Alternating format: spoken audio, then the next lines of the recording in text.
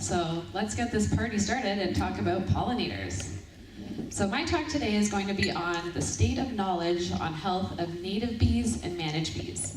And for managed bees, I'm going to focus a lot on honeybees.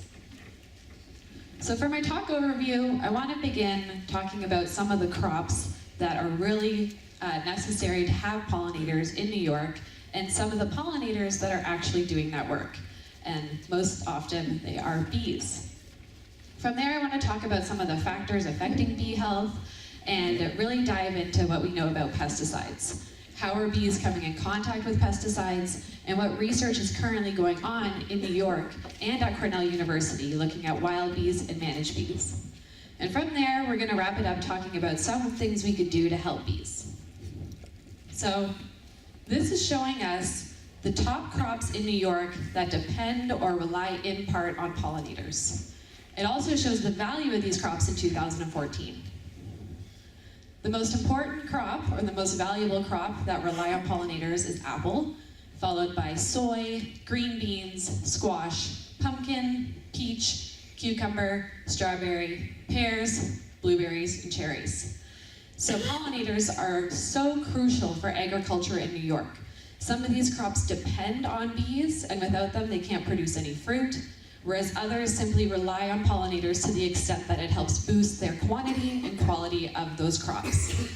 So these crops taken together last year valued over $500 million, so I cannot overstate the importance here. But it's also very easy to put a number on agriculture when we know that bees are actually involved in doing a lot of pollination for the native diversity of flowers as well in the state. So who are these pollinators doing all this work? The majority of them are bees. In New York, we have two types of bees. We have wild bees that are native to this state, and we also have managed bees that are being managed for commercial pollination. So for our wild bees, there are over 400 species here in New York. 415 species have been documented so far. And a lot of people don't realize that it's so diverse here. And just by looking at some of these pictures, you can tell that these bees differ in how they look, and they also differ in their life history strategies. So some are nesting in stems, some are nesting in the ground, some are nesting in various types of cavities, some in dead wood. And they also vary in their social behavior. So most of them are actually solitary. They live on their own, they do their own thing. But a lot of them are social, and they can live with up to hundreds of other family members in one nest. On the other side of the spectrum, we have these managed bees. Perhaps the most well-known is the honeybee, which we brought over from Europe in the 1600s. But there are also a few other species that are being managed in New York. For instance, this is the alfalfa leaf-cutting bee, and what it does is it actually cuts off little bits of leaves in order to line its nest with. So if you often see any of these little bits of your leaves missing, you might have alfalfa leaf-cutter bees in your yard. We also have the Japanese horn-faced bee. And this is a bee that's not native to New York, but it's being used more increasingly to do agricultural pollination. And another cool thing is that we have one species that's native to New York that's actually also being managed commercially for pollination. And this is the common eastern bumblebee, or Bombus impatiens. Okay, so let's say we have a garden or we have crops, and we really want to have some pollinators there. How can we go about getting them? It's pretty easy to get managed bees. If you want honeybees, you can buy a package of these bees. They arrive in the mail. The post office wants to get rid of them as soon as possible. Or you can rent a colony from a beekeeper to come and do pollination services in your crops or on your farm as well. The Japanese horn-faced bee. There's a company now where you can buy a beautiful bee hotel, and it comes with pupae in there, and you can put it in your yard or in your orchard, and the pupae will emerge and do pollination that way. However, there's a little bit of caution associated with this new bee, and it's that we don't have a lot of research to know how it might be impacting native orchard species. And it is a non-native species, so more research definitely needs to be done to see whether this is actually safe for the bee community and whether they might outcompete other native species. And lastly, bumblebees. You can buy bumblebees. They come in a cardboard box with a little hole. You put them in your greenhouse and you open it up, and they can pollinate your tomatoes and your peppers and whatever else you want. And it's pretty interesting because when you look inside, this is what their colony looks like. And normally bumblebees, they nest underground, so you don't really get to see this. So it's pretty neat. Okay, so what about wild bees? How do we tap into that resource of over 400 species that are out there? And this is a little bit trickier. We can't simply buy them. Instead, you need this. You need to have natural habitat. And you can't just have any type of habitat and the bees are gonna like it. You need to make sure that there are a few things that give them good nesting resources and good foraging resources. So for nesting resources, you want to supply things like stems, open ground for those ground nesters, various cavities, and also dead wood for things like carpenter bees. And for the forage, you need to think about a couple things. So first, there's this concept of successional blooms, making sure you have flowers that are blooming in the spring, in the summer, and in the fall, so there's continuously food available for bees. Also, you want to think about floral diversity. You need to have a lot of flowers present in order to have a lot of bees present. And studies have shown that bee diversity is maximized when there's at least 15 different species of flowers. So that's a lot to take into account, but that's the type of habitat you need to really have good pollinators present. And we want to have these wild pollinators present. They have some really good advantages. So some of these advantages are that some bees emerge in early spring, before honeybees are actually going to be out and active. And so they will really pollinate some of these early blooms that are coming around April or early May. Also, they'll pollinate in cooler temperatures and sometimes in rainy or windy environments. And honeybees, they're not gonna go near that. So it's good to have wild pollinators for this reason. And lastly, and something that's not really well known, is that some species of wild bees are actually more effective than honeybees on a per flower basis. They're really good at collecting and transferring that pollen.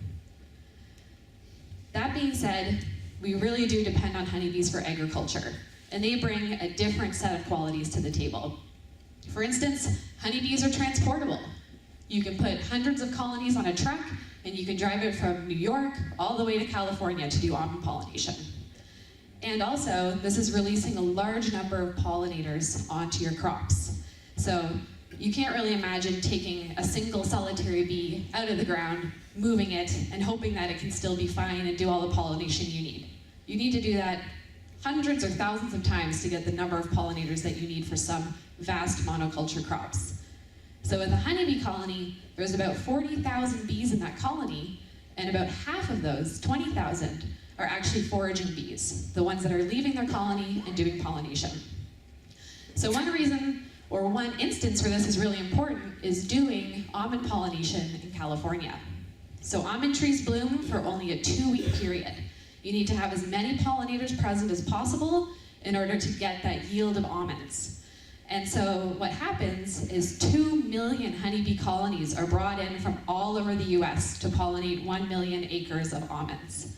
And another thing with these honeybees is that they have a very long foraging range. They can forage a few miles, so they can get really into the middle of those monoculture fields that wild bees might not be able to with their shorter foraging ranges.